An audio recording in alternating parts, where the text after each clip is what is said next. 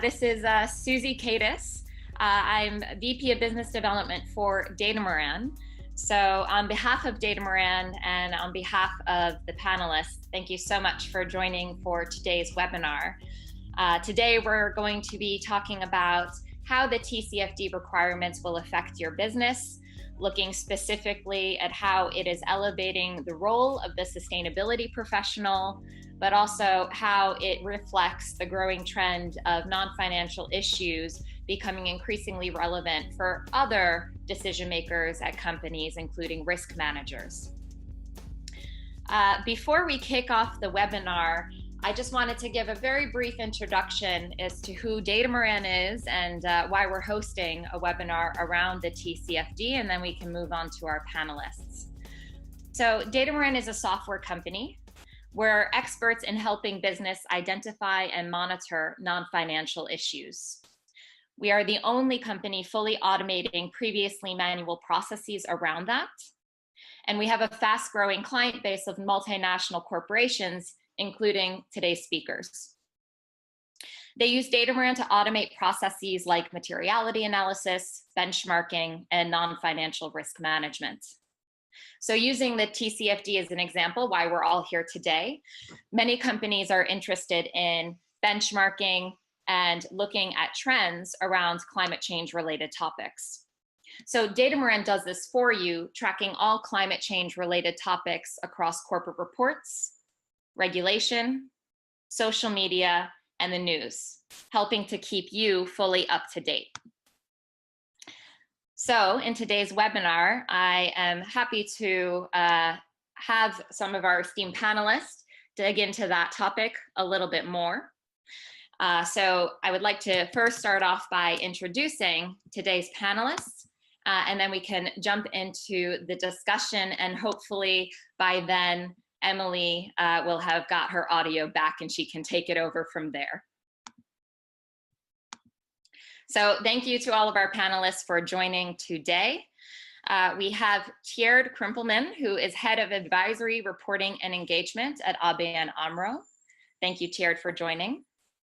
Also calling in from the Netherlands, we have Wijnands, who is a Global Head of Sustainability at ING. And moving across Europe, we also have Linda Freiner, who is the Group Head of Corporate Responsibility from Zurich Insurance.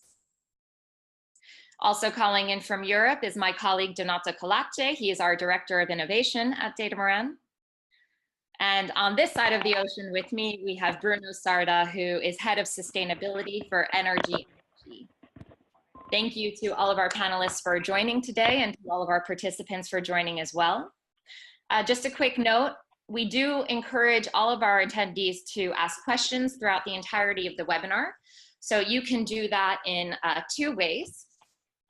If we move on to the next slide, you'll see that you can tweet Datamaran at our handle, which is @DatamaranAI. You can also ask questions through the Zoom chat box.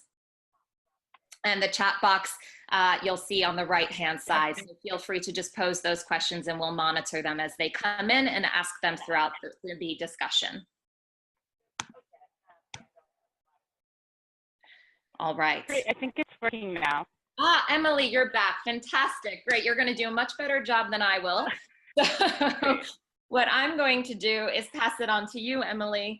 Thanks. I'm glad we got your audio back up and running. Thanks for jumping in. I'm sorry the audio failed there for a minute.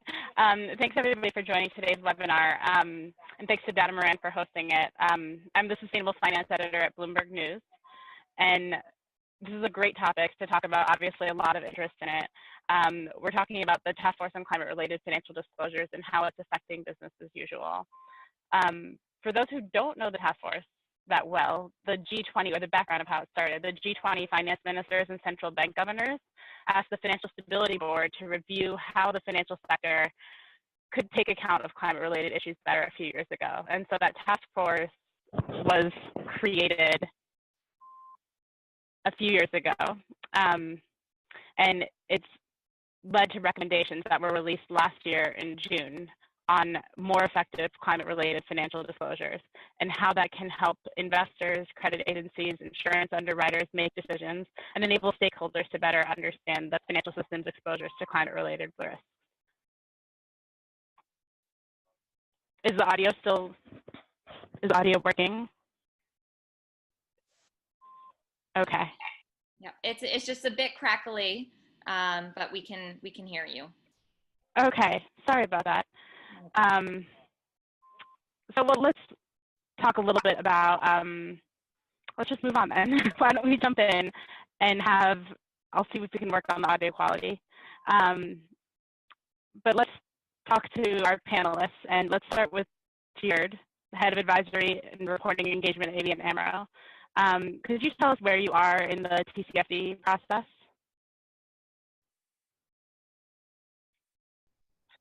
Okay, so Emily, your question was where we are with regards to TCFD at the moment? Yes. Well, to be honest, in the starting phase, where one of the first priorities is, of course, to develop some scenarios and some modeling, and mainly on the internal side at the moment, working on getting the right people into the room.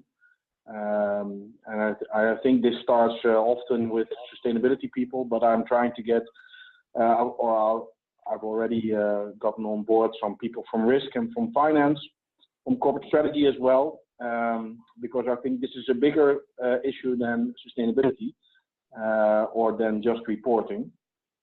So that's where we are at the moment, yeah. Great. And Donato, can you tell us where you are in the process and some of the data that you guys see? Let's move to you for a second.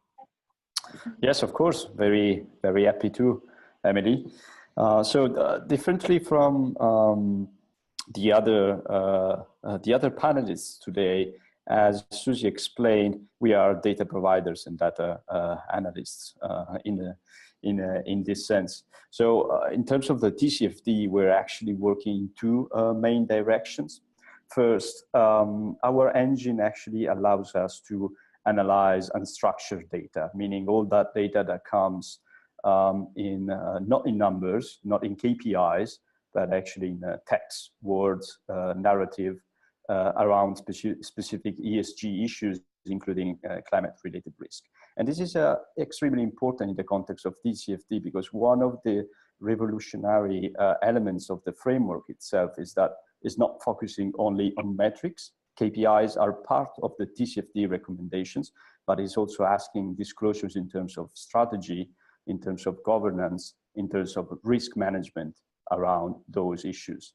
And of course, those elements, you can see how they come in an unstructured way, not represented by numbers. So on the first level, we can actually monitor how companies are talking and disclosing information on these different levels, and also compare across different data sources that we analyze to track how deep is the conversation on the TCFD and climate-related risks as well. The second level is more technical in a way, and I'm sure that we will address it later on in the webinar, is about assessing the materiality of climate-related disclosures. In this sense, climate risks are, of course, longer terms, and establishing that link between the climate risks and their financial consequences is always more complicated. So data and technology can help. Now, also just to give you an example, a quick example of the kind of information we can provide. You can see a quick infographic here comparing a sample of TCFD signatories against a sample of larger companies that are not TCFD signatories. And on the vertical axis of this graph, you can actually see how much emphasis those companies are posing on climate change and related issues across their reports. And it's very easy to see how for the TCFD signatories, the breadth of the conversation around climate change, which is represented by the gray area in the graph, is way higher than for the non-TCFD signatory sample. But also when it comes to the depth of the conversation, which is represented by the blue area in the graph, those companies are posing more emphasis on climate change and related issues in their reports. What is more interesting, and I would like really to hear the opinion of our panelists today, but also the audience, is that actually the sample of companies that are TCFD signatories are relatively smaller in size than the non-TCFD signatories. So this can mean that there's actually a different kind of leadership when it comes to climate-related disclosure. So we see smaller companies leading the conversation in that regard. Our analysis also allows us to go deeper, and we can actually break down what are the issues within climate change that actually are picking up within those within the companies. And we will, of course, follow up this webinar with a more in-depth research. But for example, one of our researchers is showing that whereas the component of global warming disclosure is not driving the conversation, it's actually plateauing or going down in the disclosures, the component of TCFD is actually going up. So it's in a way the new standard in disclosing information on climate risk. We'll of course publish more information on that and make this data available to our users, but also to the broader audience. This second infographic goes more in detail, actually comparing a sample of non-TCFD signatories and TCFD signatories in all sectors versus financial services sector. And what we can see here is also the breakdown of the disclosure across different topics that compose the conversation of climate change. So you can see greenhouse gases, air emissions, emission trading, eco-efficient transportation represented. Also here, what we say is that the effect of the TCFD is to increase the depth of the conversation around those topics for those companies that are following the recommendations. Great, Donato, thank you for that wonderful overview of what you guys are seeing in the market. And I think that's a great transition to talk to Leon, the Global Head of Sustainability at ING. Could you tell us where you are in the TCFD process? Thanks for the opportunity to join and to share where we are in the process. It's a little bit similar to what Tjeerd already shared with you. So reflects a little bit the data that were shown by Donato. It's a bit of chicken and an egg situation. So TCFD signatories, are they implementing because they signed, or did they sign because they're already implementing climate measures? And I think for a lot of financial institutions, the latter is the case, because a part of our risk is also in stranded assets, and you want to have a better view on what those risks look like. And for that, it's very important, and there we are very much welcoming those TCFD recommendations, because when they started, it was initially focused on the financial sector. But Mark Carney and his team already found out in an early stage that we are very much depending on the level of disclosure of our clients. So we can only future-proof the banks if we can future-proof our clients. And that is why we need the data, because the majority of our exposure is in our lending portfolio, and a lot of companies don't disclose these data yet. So we have two issues: the availability of data, that's issue number one, and issue number two is, if you have those data, how do you attribute that to financial lending products, which is different from investing. Also coming back to what we also did in terms of implementing is the governance part of TCFD. And like we do with all our sustainability governance, we don't set up a separate governance for sustainability. So we integrate everything in the core governance of the company. So also the climate council that we are implementing is not a separate council with only sustainability people. We use the existing risk committee chaired by the chief risk officer, and we put climate issues there prominently on the agenda. And that's the way that we can bring it as close as possible to where it should be in the core of the business. Another thing I would like to reflect on is the invitation of Donato to reflect on size of companies. So he said there's a correlation between size and disclosure. We could also argue that for bigger companies, there is more diversification, and that therefore the perceived risk could be lower. The best measure against risk is diversify your risks. And for smaller companies, if there is climate risk, that risk is more prominent. If it hits, then it could be really a bottom line. That is a hypothesis that you could also throw into this discussion. Great. That was a really wonderful overview. Bruno, you're another corporate practitioner, but a different industry in the energy sector. Could you tell us about where you are in the TCFD process? Sure, thanks, Emily, and hi, everyone. Glad to be here. Since I think we have people from kind of all over the world on this call, I'll just say a couple of things about NRG. Since we're primarily a US-based company, we are basically the largest kind of integrated independent power producer in the US. We own both power generation as well as retail electricity businesses. We operate primarily in the Northeast US as well as in the Gulf Coast. For example, we're the largest retail electricity provider in Texas. That has not been spared by recent climate events like Hurricane Harvey last year that definitely had significant impacts on both our customers as well as our generation. So for us, this is a topic that is not just academic in nature, but truly part of how we look at the resiliency of our business. So just quickly about our journey, we've been committed to being at the forefront of our sector, certainly, and to some extent the U.S. corporate sector in disclosure.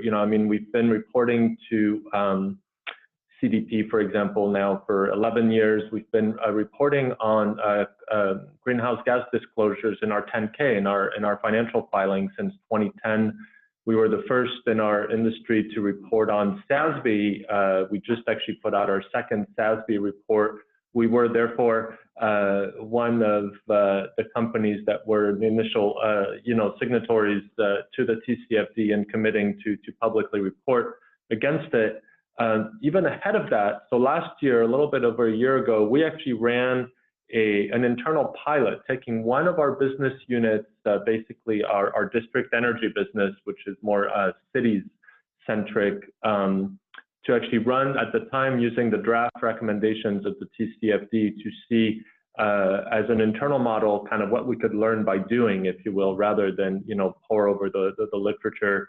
And that really taught us a bunch of things about, again, kind of where we had opportunities and challenges, where we saw things like data gaps or lack of standards around both kind of quantifiable as well as qualitative assessments. And so later in 2017, we worked with an external securities council to try to actually do basically an analysis of all of our financial filings through the lens of the TCFD guidelines to tell us basically where we were already compliant, knowing that we were already doing a lot in our 10K, in our SASB report, et cetera, and where we were not. Obviously, one of the big gaps or differences between SASB and TCFD is the scenario analyses. So we did again this scenario using this internal business unit as a pilot. doing both the 2, 4, and 6 degree scenarios. And then in 2018, you know, we're really continuing to both do this kind of early, comprehensive analysis of how to go about this, you know, using a variety of approaches. One is to actually partner. So we work closely with Ceres and MJ Bradley and Associates in helping develop a sector-specific guidance on TCFD for the power sector. So that actually came out late April. So that's a really useful document now for those of us who are in the business of both producing and selling electricity, you know, basically what the TCFD means to us and kind of what it means. We're also, you know, as Susie mentioned earlier, you know, we're leveraging Datamaran to do things like, you know, really both refresh and track our material topics, you know, materiality analysis or ongoing issues assessment, et cetera. And in the direction of, you know, doing a kind of enterprise-wide set of scenarios at some point. But again, we don't want to rush into that. I think there's a lot of answers that need, or questions that need answered before we plow into what is actually a very comprehensive effort to do you know, good scenarios. So that's where we are, Emily. Thanks so much, Bruno. And I wanted to turn it over to Linda. Linda, could you tell us where you are in the insurance lens in the TCFD process? It's great to have you. Yeah, thank you, Emily. So of course, as an insurance company, we have been looking at climate risk for a very long time, but it has been happening in different pockets. So we've been looking at CAT modeling, climate modeling in our underwriting business. We've been looking at climate risk from an investment point of view. We've been looking at it from an operational point of view. And what we did in 2016 was really to get all our functions together and forming a climate risk working group. And that group really laid the ground for looking at the TCFD framework. We produced our own 2 scenarios. One was around too little, too late, and one was around transitioning to a low carbon economy. We have developed a scorecard around that. So we're tracking where it's actually going. And we are getting the data from Datamaran, so we're really thankful for that. And we produced our first disclosure in March this year. I think as many other companies, it's a journey.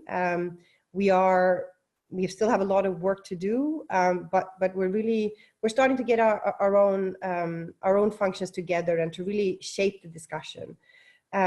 Ultimately, this is something that our board risk committee is overseeing. So similar to Leon, this is not just a sustainability issue. This is something that the company is really taking seriously. And I think particularly what helped us is the way that the TCFD is structured, that it really flows greatly from governance to strategy to the risk and opportunities. And that's what makes the framework very differently from other types of sustainability reporting, that it looks both at the risks and the opportunities. And I think it's a really, really important point for us going forward. Great, yeah, I love your point on how this TCFD looks at both the risks and the opportunities. We know there are lots of ways that companies can be impacted, like physical impacts of storms and floods, or even like heat can affect worker. Emily, sorry, it seems we're having, again, some audio difficulty. You've cut out. So I'll step in again. And see if we can get that audio working again on your side. Sorry, the beauty and challenges of technology, right? It's a topic that we're talking about today. But you know, just taking it over from where Emily was saying, you know, I think it really is an interesting point that this is, you know, the TCFD is really just one example that we see out there of these issues becoming increasingly relevant from a governance and strategic standpoint for different types of individuals internally. So, you know, one of the questions I think that we see a lot of our Datamaran users asking is, you know, how is a TCFD influencing the perspective of both materiality and risk management for companies?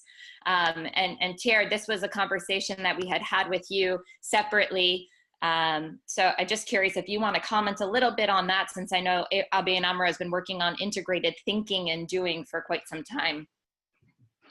So one of the logical links between materiality and TCFD and risk is that if it's material in the traditional sense of being a value creating item, then obviously the risk is that you don't create the value.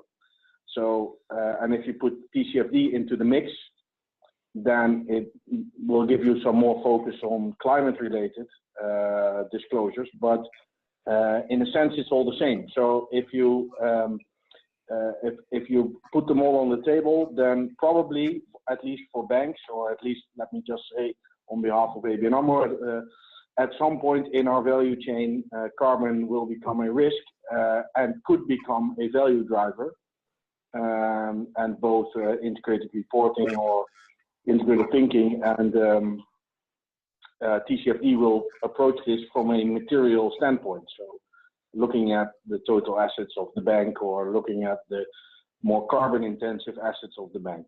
So that's how I try to bring it together within our company, saying it's not something new.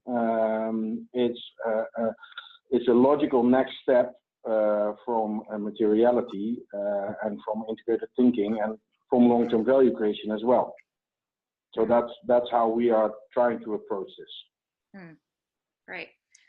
Yeah, and just thinking about how do you reinforce, what is the evidence that you need to have in order to reinforce that climate change? It's not a new issue. TCFD is obviously a very prominent example.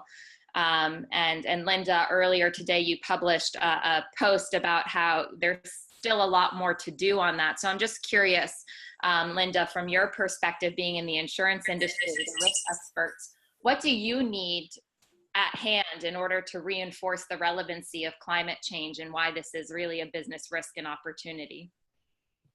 I think it's similar to what Leon said. I mean, we need to know more about how our climates are working to understand climate risk and what we can do to help them on that journey. I think the biggest challenge that we have today on the underwriting side is, of course, that many of our contracts are renewed on an annual basis.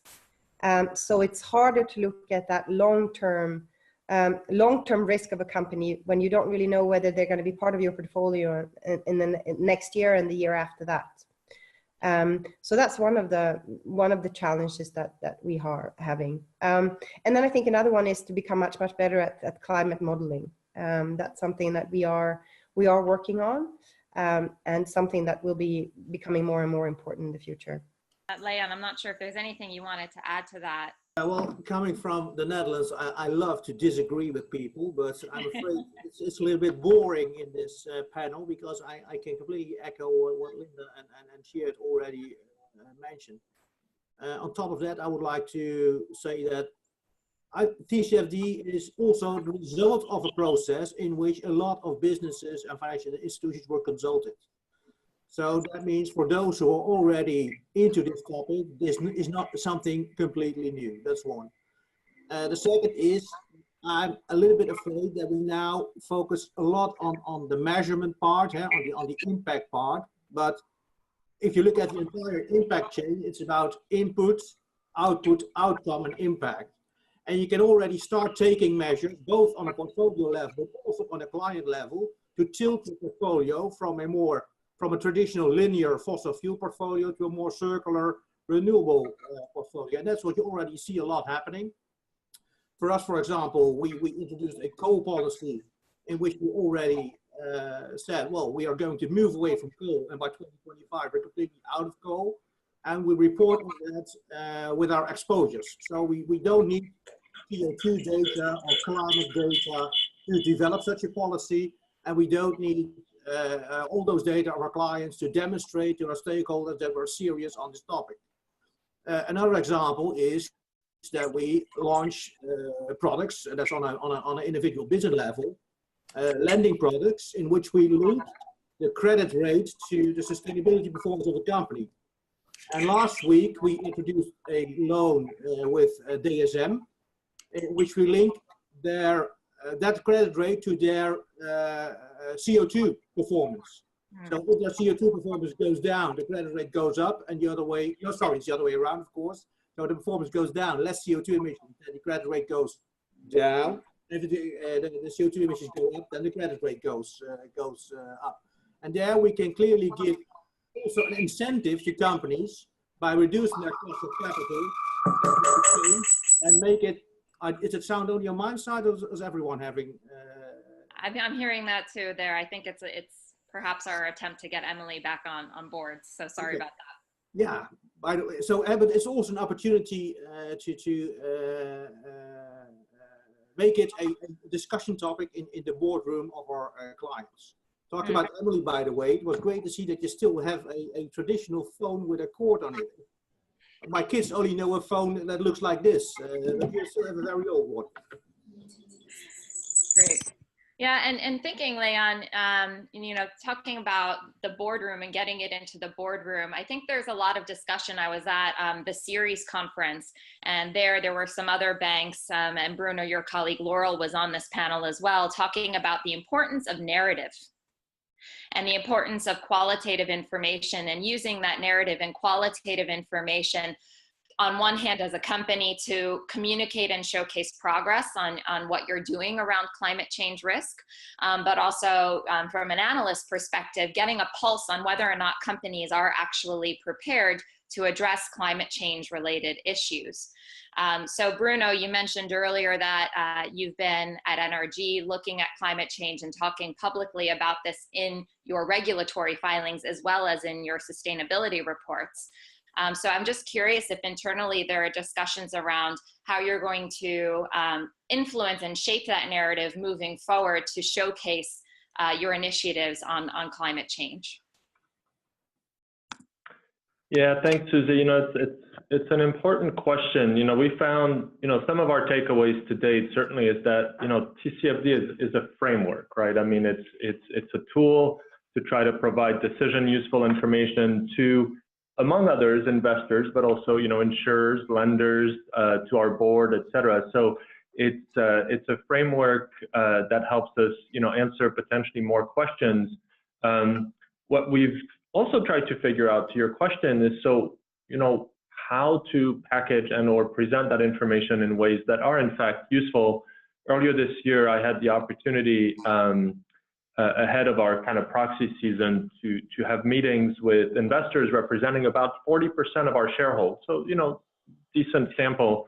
And trying, actually, that was one of our questions, is so, you know, these recommendations, this framework is out there now. What do you know, we've been, again, putting climate disclosures in our 10K. We've been doing, you know, sustainability reporting. We've been, you know, now doing SASB. It's like, what is it that you don't know about us, either as an investment risk, as a lending risk, as an insurance risk, that you would like to know? And to be very frank, the answer was, we're not sure yet. So I think part of where I am right now is trying to really engage in a dialogue like we are doing today, to before jumping to producing a lot of, you know, kind of static documents that may or may not be helpful, but will for sure be a lot of work. You know, trying to understand, in fact, what does, you know, specific constituencies need in their own kind of decision useful mentality. And certainly when we look at the power generation sites, we have, for example, along the Gulf Coast in Texas, and for example, some that have, you know, suffered, you know, flooding events, for example, multiple times now in the last few years. And, you know, looking through that lens of, so, you know, if somebody's either financing or insuring that facility, you know, what is it that they want to know about our awareness of what's most likely to happen? What are we likely to do about it? What are the financial exposures compared to maybe a city like Houston, where we you know, provide power to many of their residents, and you know, what do they want to know? Or, you know, to the typical equity investor, either those with short-term mentalities or those with long-term. So I think the conclusion to date is there's probably not a one-size-fits-all. I can't necessarily imagine a quote-unquote, you know, TCFD report that says, here, you know, everybody will get what they need from that. And I think that's where the strength of your tool comes into play is that it's very dynamic and it's fluid enough to help us, generate both views into data as well as gather information that helps inform, the conversations that specific stakeholders want to have with us. Great, thank you.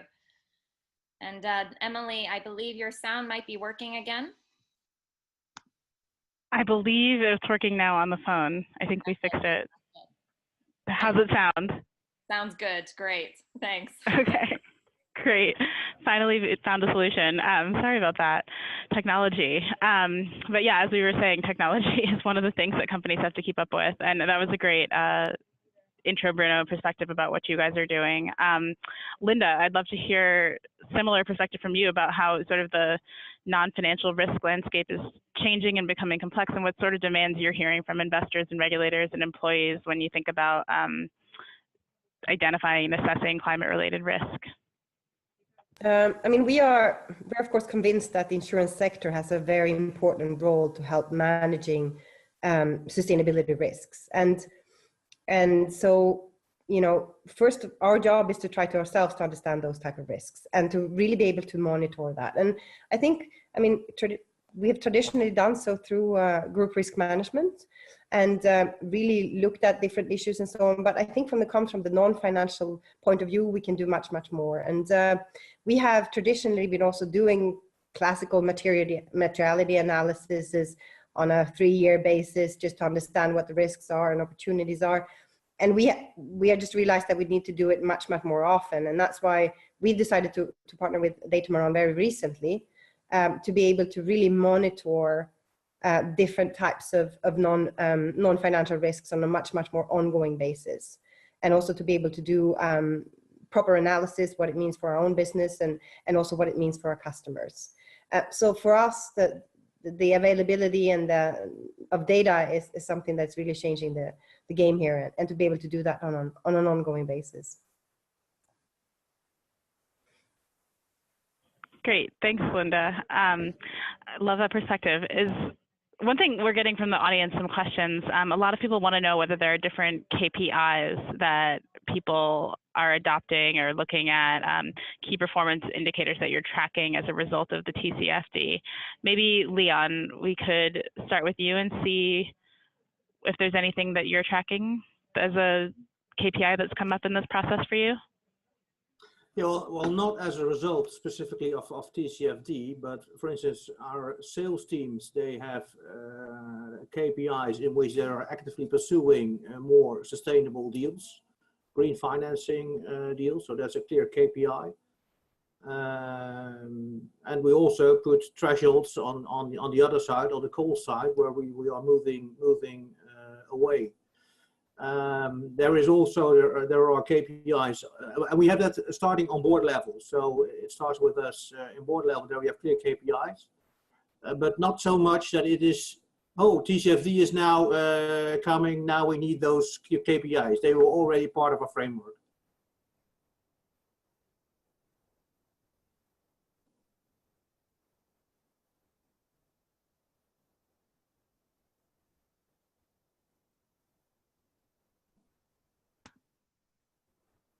All right. Oh, there we are. Sorry. And Leon, you mentioned the credit rating linked to carbon emissions earlier. Is that for all ING clients or just specific sectors? Yeah, I already saw that question. I was already typing the answer, but it saves me a lot of time. So we link the credit rate to sustainability performance, and that is tailor-made. So it are tailor-made deals, as you can imagine. Open in principle for everyone, but one condition, for instance, is that companies will need to have a profile at Sustainalytics, because we use Sustainalytics as the third party to measure the progress, because you need a KPI on which we both can agree on. Right. Bruno, are there any KPIs that you guys are looking at as a result of the TCFD? Yeah, we're looking at many. I think one of the takeaways of this pilot we ran last year using the draft recommendations of the TCFD was that one of the challenges for sure was a lack of comparability across scenarios, even across kind of even quantitative metrics, let alone qualitative ones.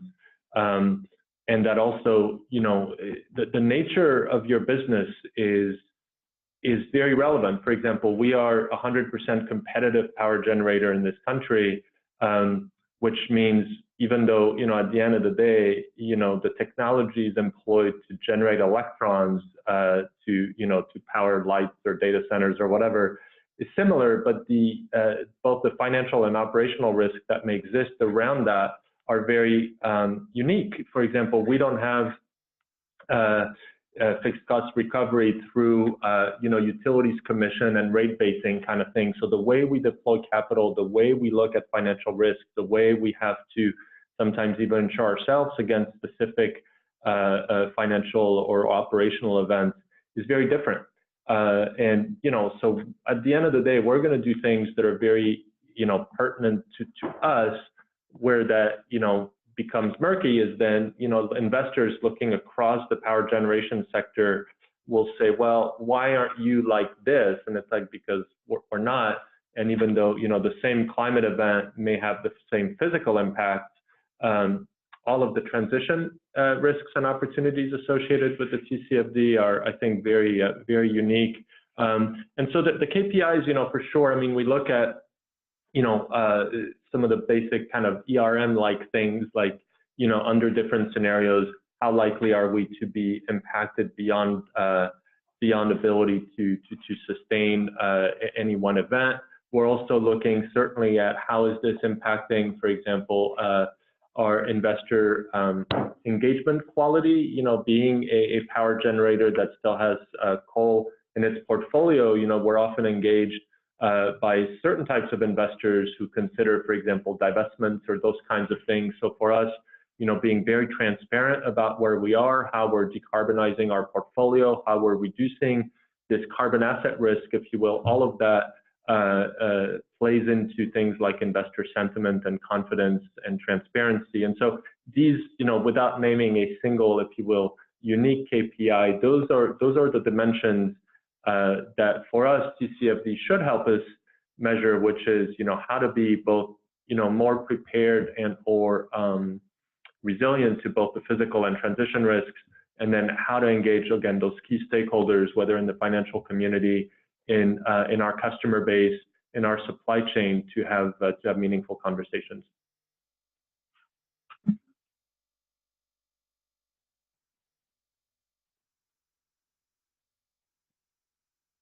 Be unmuted again. There we are, unmuted. Sorry, Bruno. Follow-up question.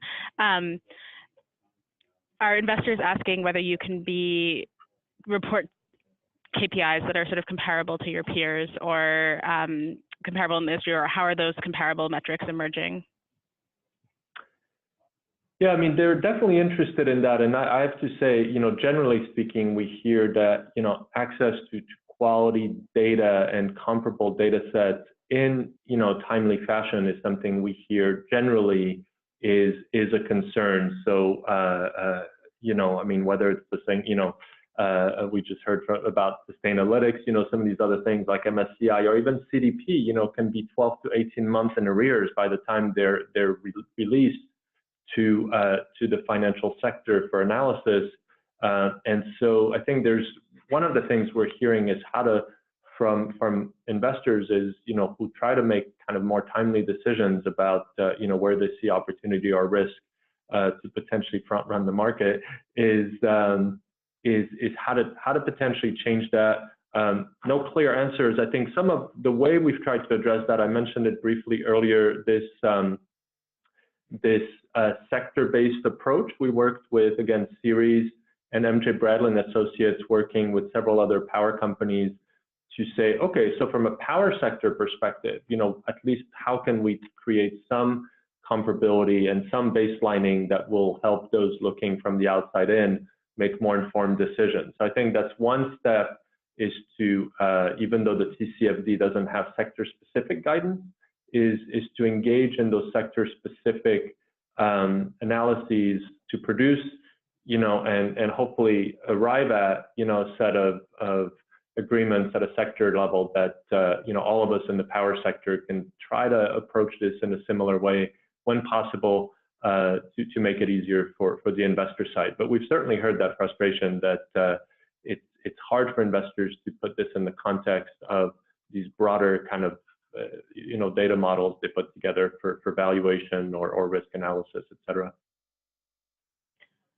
That's great. Thanks for the answer, Bruno. That's really, that helps clarify it. Tjeerd, I was wondering if you could go to you, talk a little bit about some of the KPIs you're seeing. I know you mentioned earlier that climate would become a material issue at some point, and you'd be looking at carbon intensity. When you're looking at the KPIs for TCFD, how do you sort of discover what your primary risk is? Is it a physical risk? Is it a regulatory risk? How do you balance those? Well, it relates to what was said before on the data part, and the fact that carbon risk could be material or will be material or is material for financial institutions or banks lending money to energy companies or other types of business. That's not necessarily new. To discover the right metrics and non-financial data to assess that risk or to calculate it or to put it into metrics and KPIs, that's in a sense not new either. It's just it's getting rightfully so some more attention.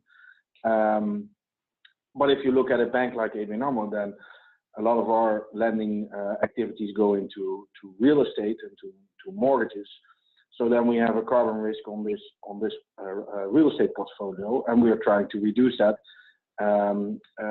by big numbers in the next couple of years. And the upside on that is that we can measure and report and steer on this type of portfolios as well.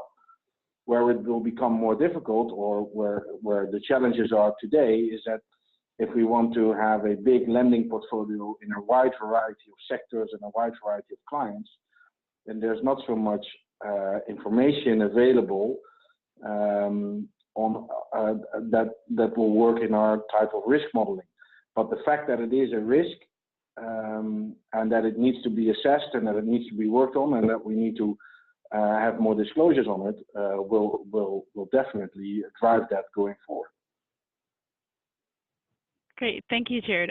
One thing I wanted to ask the panelists, maybe I'll ask Linda first, is there anything that you've done before in terms of looking at SASB or other sorts of environmental systems management, or anything that you've sort of relied on to help you figure out what you want to do with TCFD?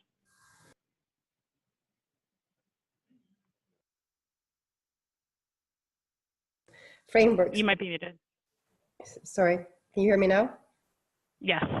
Yeah, not really. I mean, of course, we have been looking at different types of sustainability frameworks, but we've always been, I think we've always gone a bit of our own way in this. And we felt that they haven't really been able to, maybe it's a bit being arrogant as a risk manager, thinking that we know our own risks and we already disclosed that in our own way. But TCFD for us was a natural choice, I think. And I think that when we look forward, I think it's going to replace a lot of other sustainability reporting frameworks. And that the methodology is really going to be adapted by the masses, because it is a much more straightforward framework than many others that we're looking at.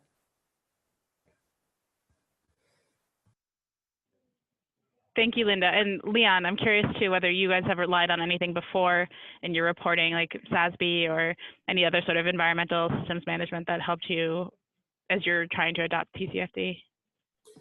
No, I saw a question on the chat of someone what an interesting hypothesis to in what extent that companies already are ISO certified 14002. Whether that would mean a difference. We have such a certification, but we have it only for our direct footprint, so that is the CO2 emission of our own operations. And as already mentioned a few times, our challenges are in our indirect footprint, so it's in our lending portfolio. Another interesting perspective might be, that's not a question, and I think Tjeerd is better in answering this one. is also reporting on social impact and human rights issues. And I know that AMRO, they even issued a separate human rights report. So perhaps that's also an interesting question from the audience to answer. Yeah, thanks, Leon. But one of the consequences of climate change is it's affecting humans around the world, right? So if we are financing indirectly or directly somewhere in our value chain and having an impact in that sense, or a negative impact on human rights somewhere in the world, then financial institutions have a responsibility there to they have a responsibility, whatever way you want to approach it, to try and improve the situation or do less bad.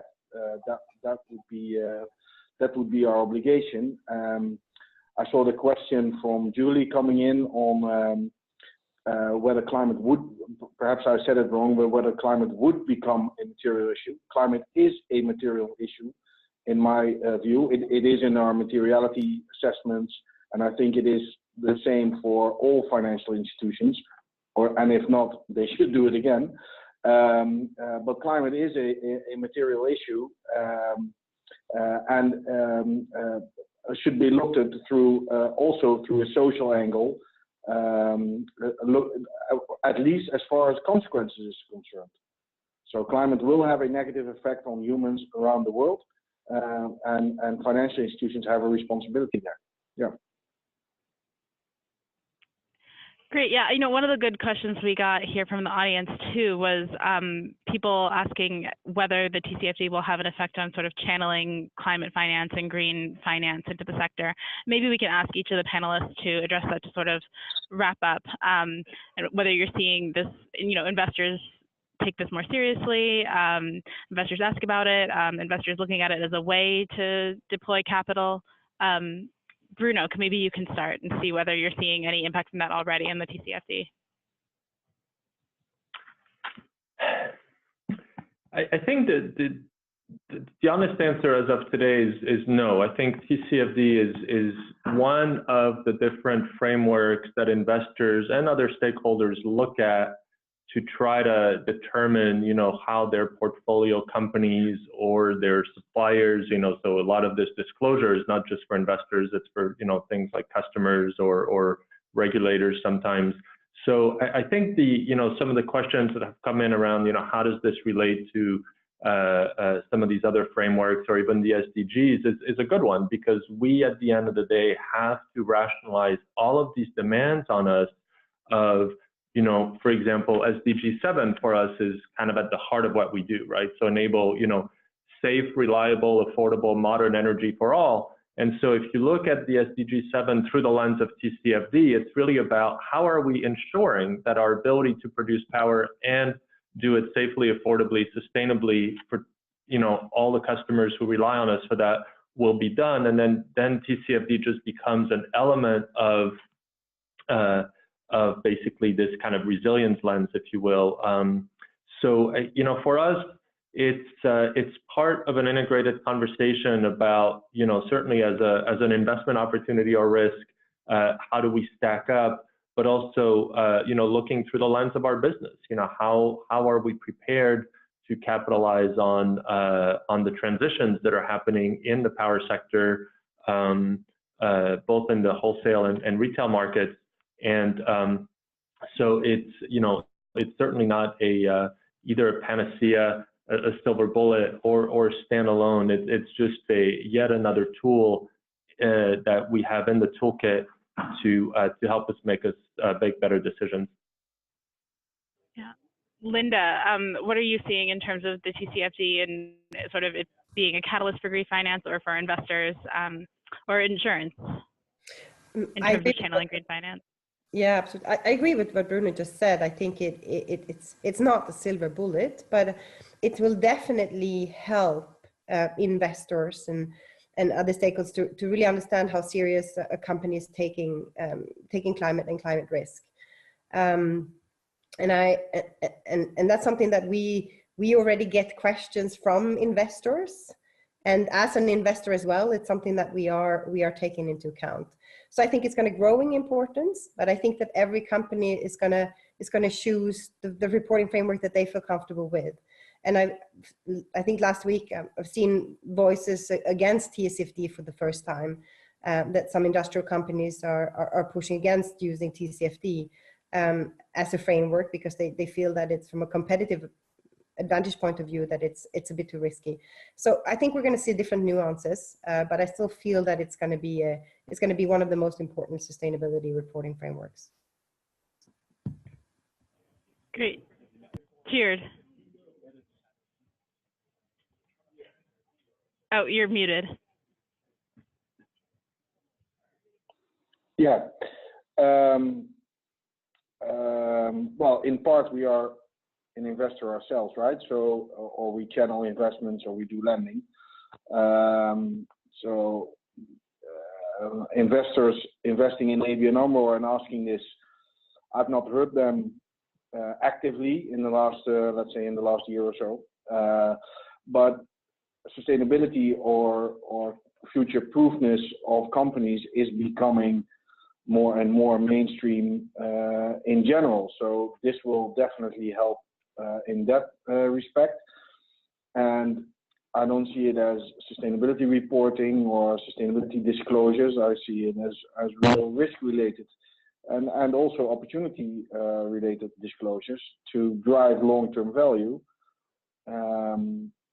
Because it's all long-term that we are working on in that sense. So I see it as a welcome addition to long-term value debates that we are having with investors, with societal organizations, with clients as well. So I would regard it more in that context than being a separate driver for investments or for debates with investors. Okay. And Leon, I'm curious what you're seeing in terms of this being a driver of green finance, or any changes that you guys have made at ING that show that in TCFD.